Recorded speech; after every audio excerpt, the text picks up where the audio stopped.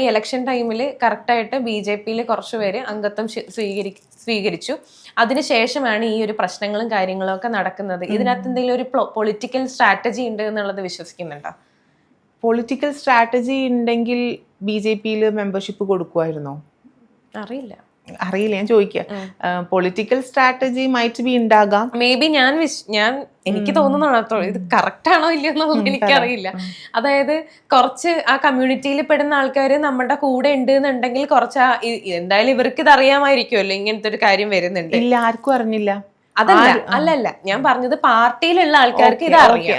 Okay, ഇങ്ങനെയുള്ള കുറച്ച് കാര്യങ്ങൾ വരും എന്നുള്ളത് അവർക്ക് എന്തെങ്കിലും ഒരു സൂചന ഇല്ലാതിരിക്കില്ലല്ലോ. മേ ബി അറിയാമായിരിക്കാം, അറിയില്ല.